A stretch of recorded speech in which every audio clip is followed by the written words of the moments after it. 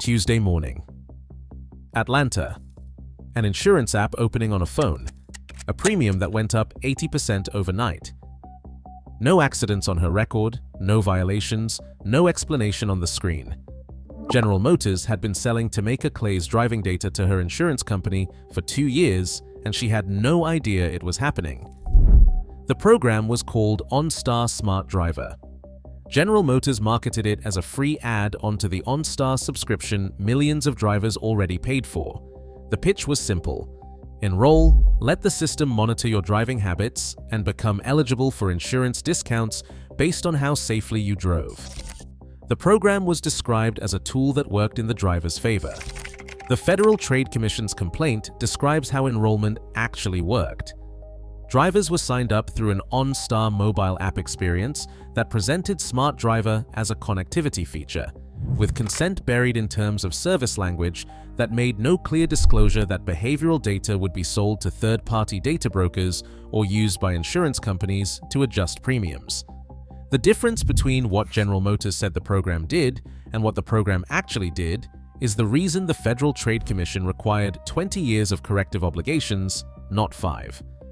What the program actually did was build a behavioral profile from location data, braking patterns, speed records, and time-of-day movement logs collected every 3 seconds, and sell that profile to 2 data brokers named LexisNexis and Verisk.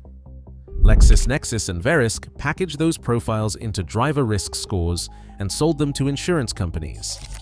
The insurance companies used the scores to adjust premiums on policies the drivers assumed were priced on their own records. Tameka Clay's insurer had received 603 separate entries of behavioral data pulled from her Chevrolet Camaro. Her premium went up 80%. "Never did I imagine it would be spying on us," she said. The Texas Attorney General's suit alleged that 14 million vehicles had data collection technology installed without meaningful disclosure. In 2024, an analysis by the research firm Insurify found that drivers flagged in Lexis. Nexus Telematics reports paid between 12 and 21% more than comparable unflagged drivers. On a $2,000 annual full coverage premium, that surcharge is $300 per year, not because of anything that happened on the road, but because of data sold without consent to a system the driver never knew existed. The New York Times investigation by journalist Kashmir Hill made the program public in March of 2024. General Motors discontinued Smart Driver in April 2024, citing customer feedback. General Motors accrued $300 million in the third quarter of 2025 for Smart Driver investigations and litigation. California fined General Motors $12.75 million, the first cash penalty any government authority in the United States had imposed on an automaker for selling driver data. The Federal Trade Commission finalized a 20-year consent order against General Motors and OnStar on January 14, 2026. Every vehicle in the program required 2 things: an OBD-II diagnostic port under the dashboard, standardized across every American car and light truck beginning with the 1996 model year, and a connected services module that transmitted data from that port through a cellular connection to General Motors servers. Pre-1996 diesel trucks have neither. The port did not exist when those trucks were built. There was no cellular module to connect it to. Engineering decisions made in 1988, 1991, and 1993 did not anticipate data brokers. They simply predate the federal mandate that made the entire program possible. Before the 5 ways that translates into money, here are some numbers that do not need interpretation. Kelley Blue Book lists a 1993 Dodge Ram 2500 at $2,519 resale value as of 2025. That number is what a standard auto insurance policy consults when calculating the payout on a truck declared a total loss. In April of 2026, a 1993 Dodge D250 Club Cab with a Cummins diesel and 100,591 miles on the odometer was listed on eBay at $24,777. In June of 2020, a well-preserved 1993 W250 sold on Bring a Trailer for $35,500, 25% above Hagerty's own top condition valuation for that year. Those three figures describe the same class of machine.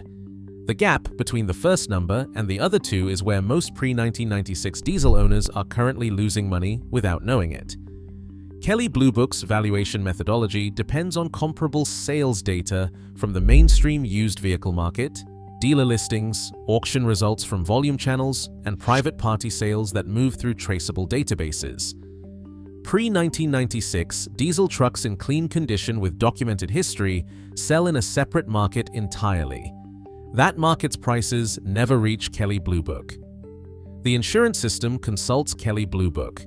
The math produces a gap that, in the right claim, costs the owner $22,000 in a single afternoon. Your insurer has one number for your truck. The market has a different one. What happens when those two numbers collide in a claim is what the next section is about, and the answer depends entirely on which policy type is on the truck when it happens. Standard automobile insurance settles total losses at actual cash value. The insurer's valuation system takes the year, make, model, and mileage, references comparable listings in the local market, and produces a figure representing what the truck was worth the moment before the damage occurred. The problem for pre-1996 diesel trucks is what feeds that comparable listings database. The system finds beaters and high-mileage parts trucks in nearby zip codes. Clean original examples with documented service history do not move through the channels Kelley Blue Book monitors. They move through Bring a Trailer, through Hemmings, and through private diesel community networks. At prices the depreciation model never captures. Here is how that plays out in a real situation. A clean 1993 Ram 2500 Cummins, low miles, full service history, original cab. A distracted driver runs a stop sign and causes $4,100 in front-end damage. The adjuster looks up the truck's actual cash value, ACV, $2,519.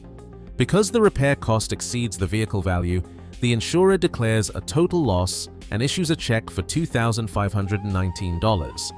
The truck was worth more than 10 times that number in the market where the owner would replace it. Under a $20,000 agreed value policy, the same adjuster reaches the same repair estimate and fixes the truck, because $4,100 is less than $20,000. That is the default outcome of actual cash value math applied to any vehicle that has appreciated rather than depreciated, and pre-1996 diesel platforms have been appreciating for a decade. Agreed value locks a specific dollar figure when the policy is written. In a covered total loss, the full agreed amount is paid, without a depreciation calculation, without a database lookup, and without an adjuster running salvage comparisons. There is a closely related type called stated value that looks similar on a quote sheet, but behaves very differently in a claim. With stated value, the insurer retains the right to pay whichever is lower at claim time, the stated number or their calculated actual cash value. Stated value provides the appearance of protection. Agreed value locks the number. Every year, a standard actual cash value policy is one significant repair away from a check that will not cover what was lost. The insurance market already built a solution for exactly this situation, and most pre-1996 diesel owners have been eligible for it since the day they bought the truck, without ever being told it exists. The first way is the policy switch itself. Hagerty, founded in Traverse City, Michigan in 1984, offers what the company calls guaranteed value coverage. In a covered total loss, the full insured amount is paid with no depreciation applied and no negotiation. Grundy, founded in Horsham, Pennsylvania in 1955, operates on the same agreed value model and does not impose fixed annual mileage restrictions on covered vehicles, which makes it the more flexible option for trucks that see regular rather than occasional use. For a 12-valve Cummins that hauls fence posts in October and gets driven to the diesel pool in June, the absence of a mileage clock on the policy is a practical consideration that outweighs a few dollars difference in premium. forum documented annual premiums for pre-1996 diesel trucks at Grundy run approximately $340 per year for $25,000 of coverage. At $35,000, documented figures from diesel communities range from $365 to $481 per year. Standard comprehensive coverage on the same truck in the same markets runs between $900 and $1,100 annually. The annual savings range from $500 to $800 depending on the agreed value and the insurer. The second way is historic vehicle registration. All 50 states offer reduced registration for vehicles that meet age thresholds. The most common threshold is 25 years old. Every diesel truck made before 1996 now crosses that threshold. Missouri charges a one-time registration fee of $25.25. Texas charges a one-time fee and eliminates the annual safety inspection. Ohio requires only that the vehicle not be used for general transportation. That restriction is interpreted broadly, with no specific mileage cap and no annual emissions requirement after the 25-year mark. Historic registration feeds directly into collector insurance eligibility and in most states eliminates both the emissions test and the safety inspection cycle. The third way is the Certified Appraisal.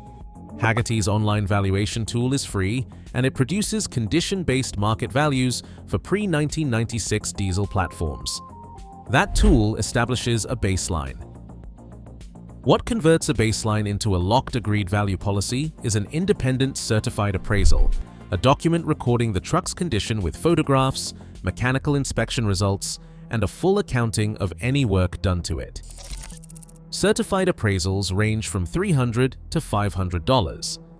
For a truck with a rebuilt injection pump, a performance camshaft, and a compound turbo installation, those are modifications that actual cash value ignores entirely. The appraisal is what puts those values on the negotiating table. Without documentation, the agreed value conversation starts from instinct. With a certified appraisal, it starts from evidence.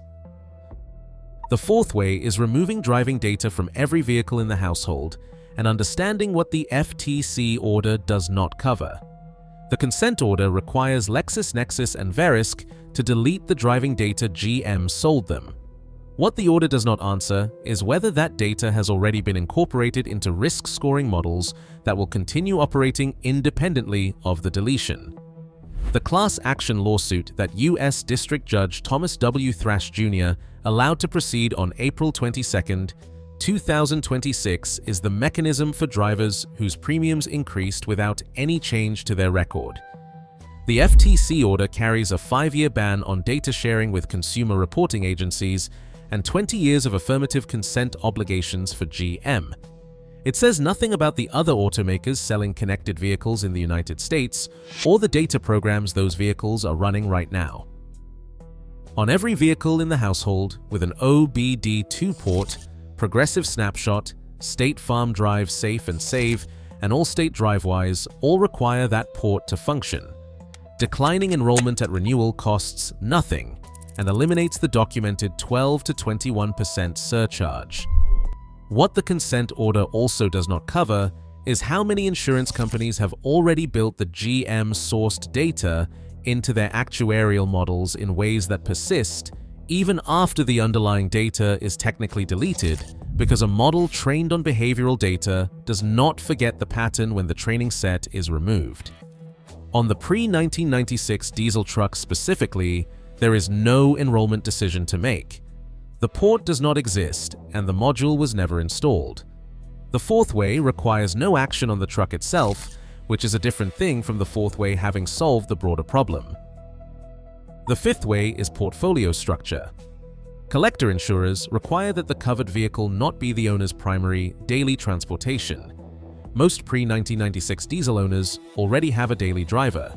The structural error is carrying both on the same standard policy, which rates both vehicles as daily use assets and gives neither the correct premium. Standard insurance covers the daily driver. Grundy or Hagerty covers the pre-1996 truck as a collector vehicle. The combined annual premium across both policies runs lower than what most owners currently pay for the pre-1996 truck alone on standard coverage. The pre-1996 truck qualifies for collector rates. Mixing it with the daily driver gives it none of them. 4 of the 5 ways work the week you make them. The fine print on historic registration and agreed value is where most owners get tripped up after the switch, and it matters enough to cover directly.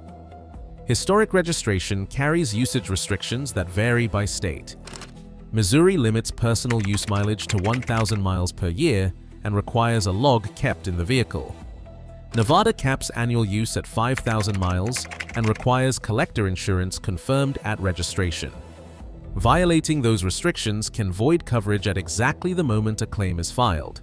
The question before registering is not whether the truck qualifies, it does, but whether the planned use fits the state's definition of collector operation. Agreed value does not self-adjust. A truck insured at $15,000 in 2021 that now brings $24,000 at auction needs a formal coverage increase request. The policy does not follow the market automatically. Annual reviews of the agreed value, a 15-minute conversation with the insurer once a year, are how owners avoid the actual cash value trap through a different door. The people already on Grundy at $340 per year have been there since 2010, since 2012. They told the mechanics in their shops, who told the farmers they serviced, who told the guys at the diesel pull. The information moved through the community that understood, before any actuary updated a model or any database adjusted its comps, that pre-1996 diesel trucks were not depreciating.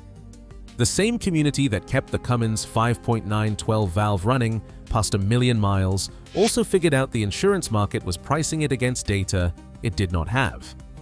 Both pieces of knowledge came from the same place. Decades of watching institutions underestimate a machine that outlasted every assumption they made about it. The FTC consent order describes a data architecture that pre-1996 diesel trucks exist entirely outside of. What it does not describe is what comes next. The next generation of commercial diesel is being designed with more connectivity built in, not less. Whether the community that has spent 30 years keeping the pre-computer platforms alive is looking at the last generation of machines that will sit cleanly outside that architecture, or whether the pattern repeats, is a question the consent order does not answer and the actuaries have not priced yet. The trucks from 1988 and 1991 and 1993 were built by engineers who never heard of LexisNexis Telematics on demand. That is the original condition. Drop your carrier and your annual premium in the comments. The community's real figures are more accurate than any estimate this video can provide.